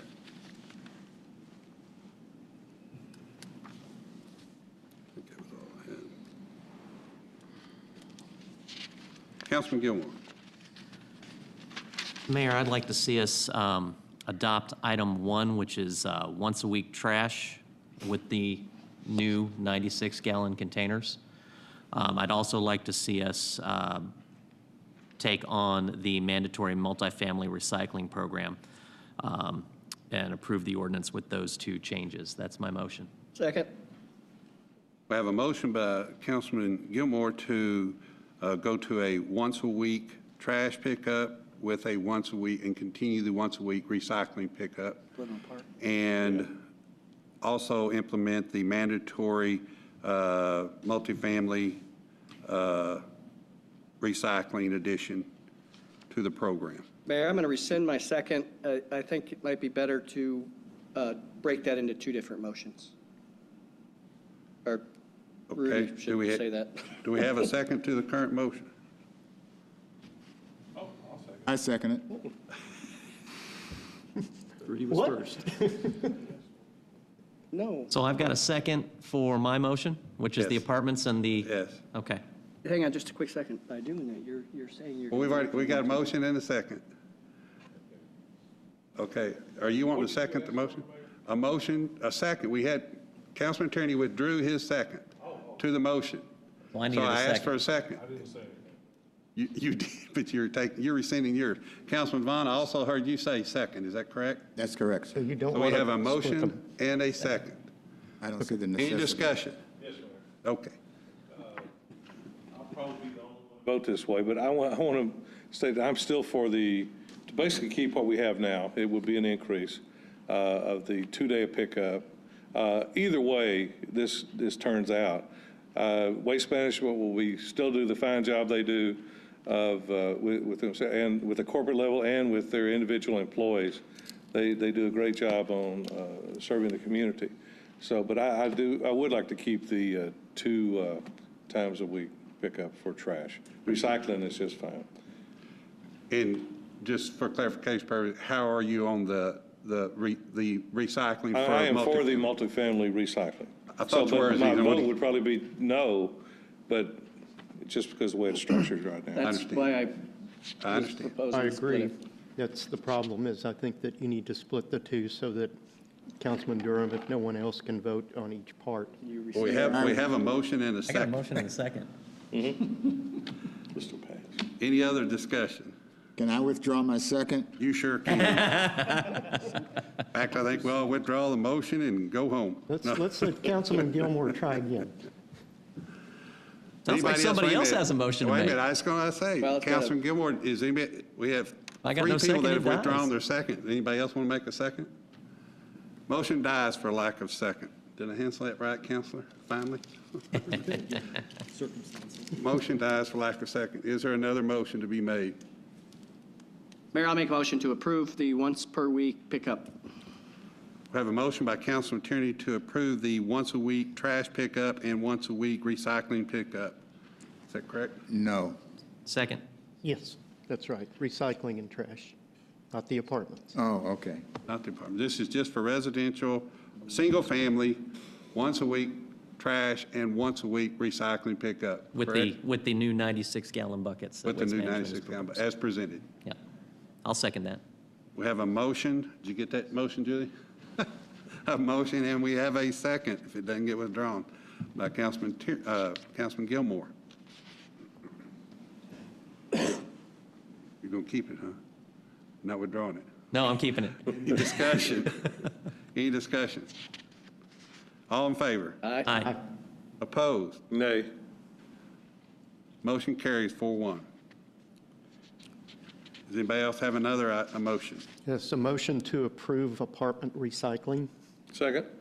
We have a motion to approve mandatory apartment recycling by Councilman Ferguson, a second by Councilman Durham. Any I'm sorry.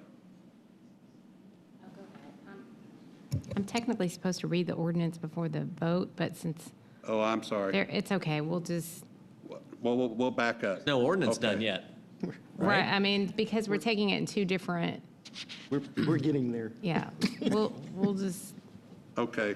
change Council, it a let's little back bit. up. Let's back up on the first motion. Can you read that one?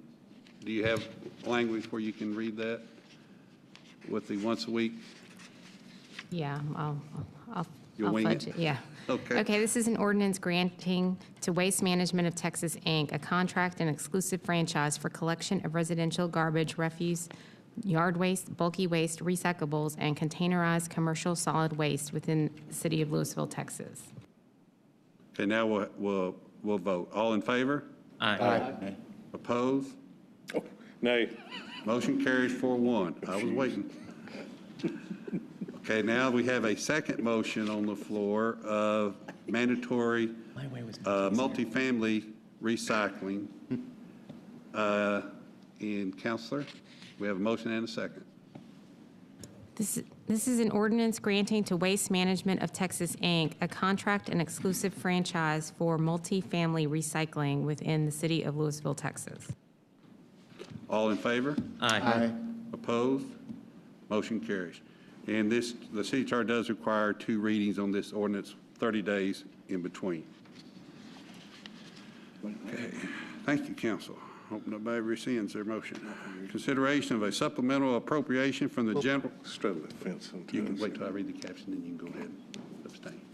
No, you have other items on 16. Could have other items. You could. Wait. Do I have any other motions? Well, I hadn't heard anybody motion. I don't know what you're wanting to do. Well, the grass, the credit, the recycling credit, and the Okay. Bulk. bulk. You got Okay. 3 other items Okay. that we don't have to approve, but I mean, they're on there. I understand, but I didn't hear anybody make a motion to do any action on those. If we have a motion to action them, we will go forward.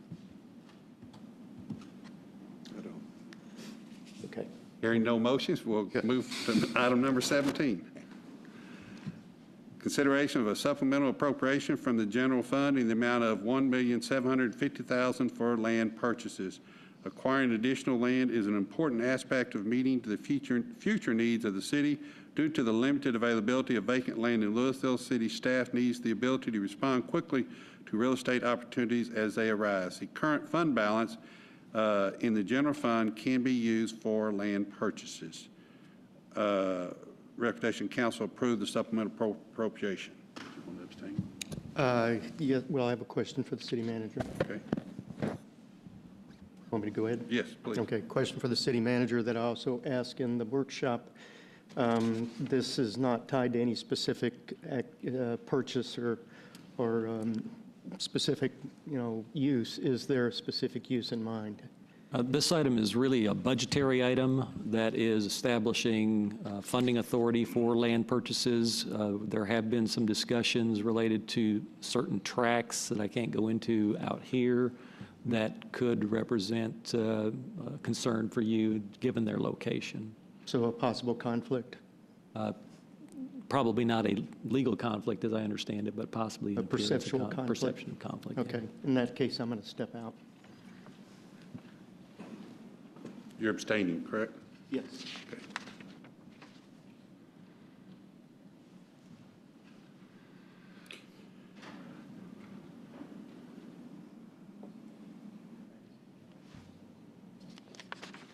Councilman Durham?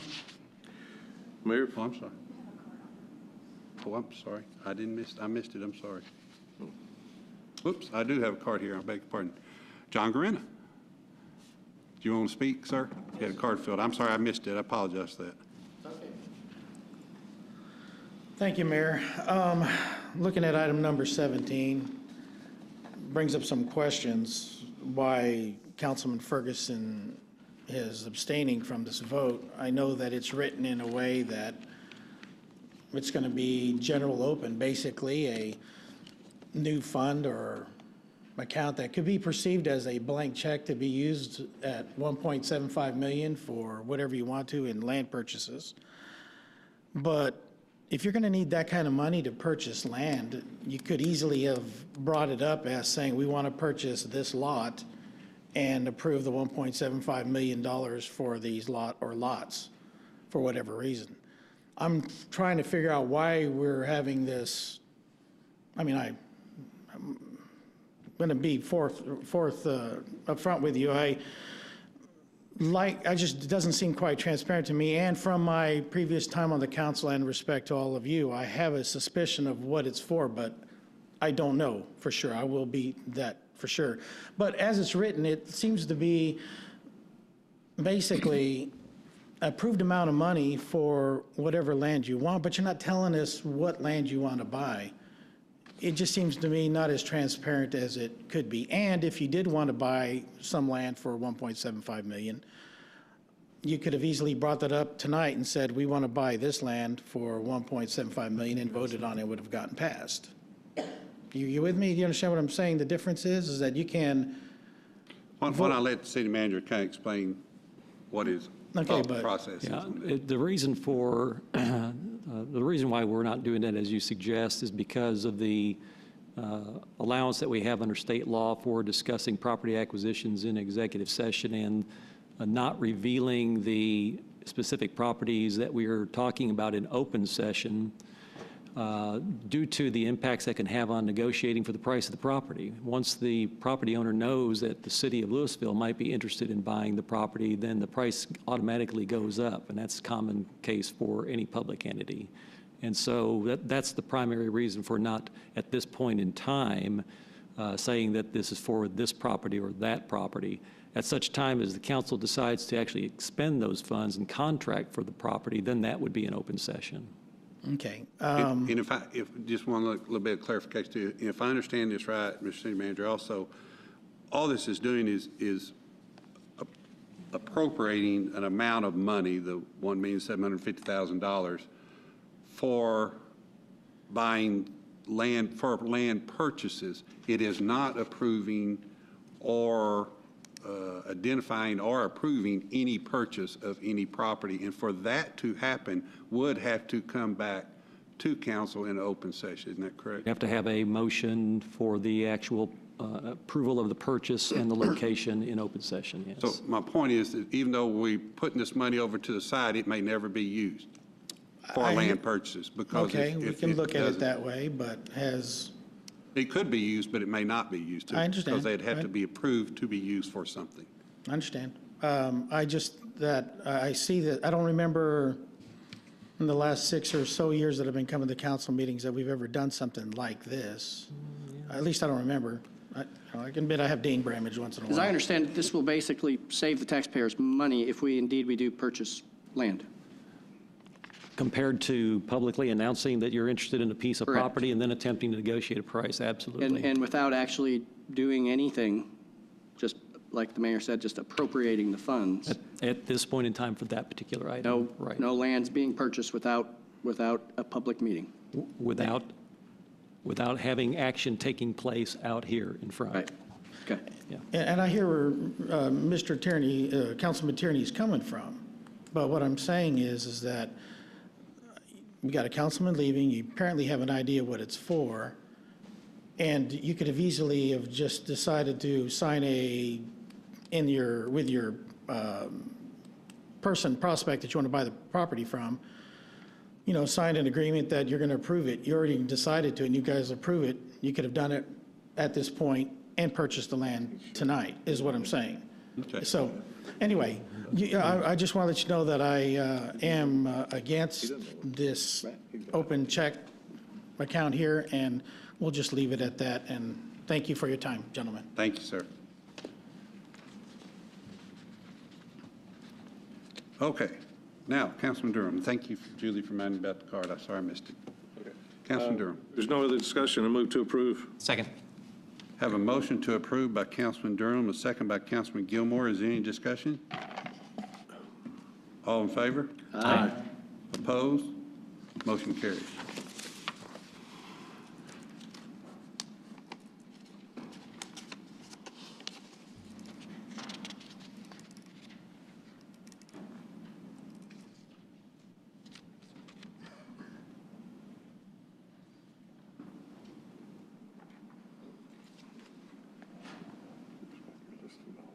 Yes, ma'am.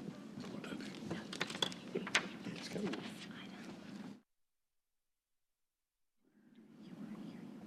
do. Okay. Okay.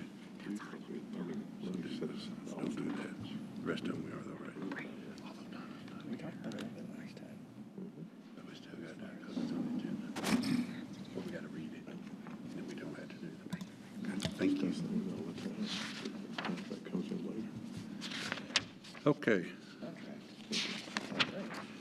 Item 18 is consideration of a resolution accepting official reports, calling a public hearing, and authorizing notice of such hearing regarding a preliminary service and assessment plan and proposed assessment role for Louisville Castle Hills Public Improvement District Number 5. City Council approved a resolution May 6, 2013, authorizing the creation of Louisville Castle Hills Public Improvement District Number 5. A preliminary service and assessment plan and a proposed assessment role have been created to identify public improvements to be provided by the PID, along with related information concerning the costs and indebtedness to be incurred. A resolution is required to accept the reports, call a public hearing for March 17, 2014, and authorize notice of such a hearing. Recommendation is that council consider the resolution as set forth in the caption above. Councilman Vaughn? Mayor, I make a motion that we accept the resolution as stated in the caption. Have a motion by Councilman Vaughn to accept resolution as stated. Second. Second by Councilman Ferguson. Any discussion? Aye. Whoop. I have some discussion. All in favor? Aye. Opposed? Motion carries. Item 19 is consideration of a resolution accepting official reports, calling a public hearing, and authorizing notice of such hearing regarding a preliminary service and assessment plan and proposed assessment role for Louisville Castle Hills Public Improvement District Number 7. City Council approved a resolution on May 6, 2013, authorizing the creation of Louisville Castle Hills Public Improvement District Number 7. A preliminary service and assessment plan and proposed assessment role have been created to identify public improvements provided with related information concerning the costs and indebtedness to be incurred. A resolution is required to accept the reports, call a public hearing for March 17, 2014, and authorize notice of such hearing. Recommendation is that council consider resolution as set in the caption above. Councilman Ferguson. Move to approve as presented. Second. Have a motion by Councilman Ferguson to approve as presented, second by Councilman Vaughn. Any discussion? All in favor? Aye. Opposed? Motion carries. That brings us down to reports. Nika. Bob. Chief? Linda? That's not Melinda. Do you have anything for us? I'm sorry, I don't know your name. Oh, that's Nancy. Nancy? I'm sorry. Do you have anything for us? You sure? Melinda always gives us a big layout of stuff. You sure you wouldn't like to? Oh, that's okay. Well, you're doing a wonderful job, I'll tell you that. You have to keep those men on both sides of you in line. I wasn't planning on being here tonight. Okay. Chief. Yes, sir, Mayor. I have sent an invite by electronic means to all the council and the mayor about our dedication ceremony next Monday.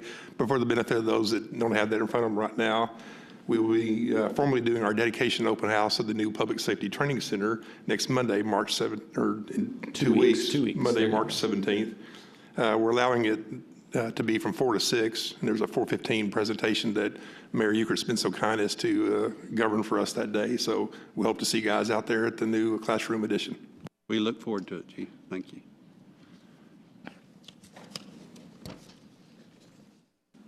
Carol? Doesn't look like. Well, you know, at least the lake's not frozen over. Yeah. That's good news. Brenda? Mr. Ferris, sir. Mr. Backus. Councilman Durham. Councilman Tierney. No, sir.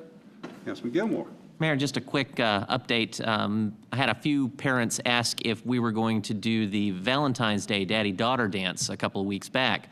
And I'd like to announce that the city staff has been looking into ways to create a daddy-daughter dance that was a little more affordable.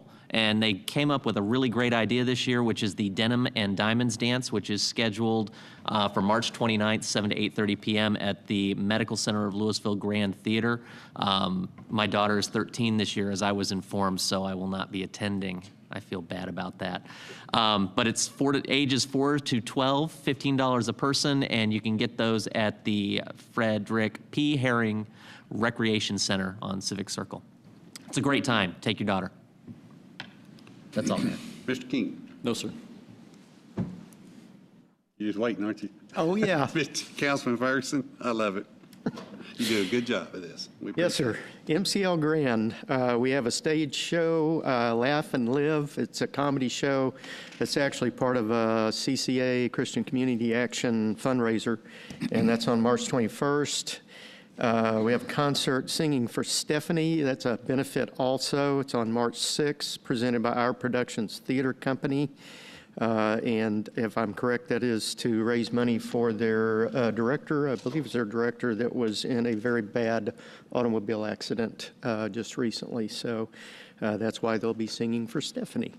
Got Michael Martin Murphy, who's an old acquaintance of mine, singing on March 22nd in the Texas Tunes Series.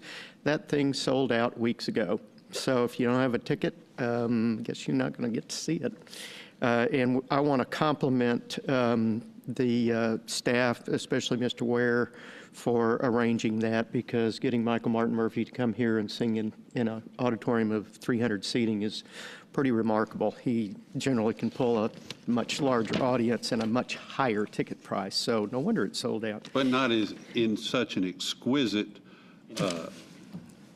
what'd you say? Surroundings? Intimate and exquisite surroundings as we have. With a sound that everybody who performs there compliments us on the quality of sound. Exactly. And the audience too. Public events, we have Vape Blast. I'll let you look that one up. It is on the Louisville Facebook page. There's more information. Visual Arts League has its Acoustic Friday jam sessions every Friday night, 7 p.m. Bring your instrument, come listen to other people play. It's a lot of fun. Current art exhibits, we have LISD Art Show continuing. That's the elementary schools on the west side of town in the gallery, which is open Tuesday through Saturday, 1 to 5 p.m., and always open during any public performances at the MCL Grand. And we have coming up by the Visual Arts, or not coming up, they were just hung last week, I think. Hope Springs Eternal, an exhibit by Visual Arts League. It is in the, I'm not sure, I'm a little mixed up. It's either the one they just hung in the hallway or that's the one that's going to be after the elementary. One of the two. So have to find out more about them. You can always go to mclgrand.com and find out specific dates and times and whether tickets are, it's free. So that's it. Thank you, sir. Okay. Councilman Vaughn. No, sir, I'm fine. Thank you. Counselor, thank you for having the wit to be with us today in our time of need. Craziness there for that one item. Thank you. Julie, anything? Just remind everyone that tomorrow is the primary election. You need to vote in your polling location, and it does differ if you're voting in the Republican primary or the Democrat primary. Sorry. Feel free to call our office if you need to know where to vote tomorrow. Julie, on that, do you know do you know if any of the polling locations were not available for them to get in into and access and set up today? There was a report on the news that I heard. I was stuck in traffic listening to KRD, and they said there were some places, because of the weather, that people could not get in to get the polling locations set up, and so therefore they were going to be changing them last-minute changes. But you don't know if nobody's contacted you with any of that. Okay. All the city polling locations were available today. I haven't heard Great. of any others. Okay, thank you. Officer, once again, we thank you for being here as Chief Kerbo referenced earlier in the meeting today. We appreciate just you being here, but everything else you do during the week. We appreciate it, sir, and all your fellow team members. Thank you. With that, in accordance with Texas Government Code Subchapter D, Section 551.072, Property Acquisition, Section 551.074, City Manager or Interim City Manager, Deliberation of Appointment, Employment, Reassignment Duties, and Section 551.087, Deliberation regarding Economic Development Negotiations, will now convene into closed session.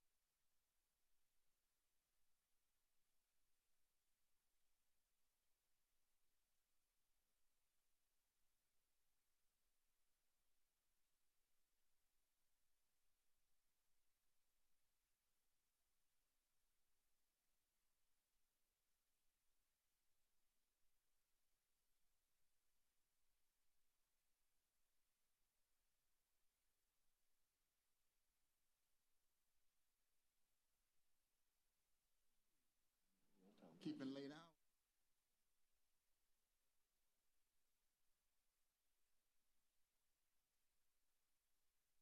Convene back into regular session. Is reaction be taken, council? Mayor, I'd like to move to authorize the city manager or his designee to sign all documents necessary to purchase the approximately 9.44 acres known as Tract 4 Abstract 1249, A.H. Turner Survey, Old DCAD Tract Number 10, and the approximately 9.44 acres known as Tract 3 Abstract 1249, A.H. Turner Survey, both in Louisville, Denton County, Texas, not in an amount not to exceed $1.725 million.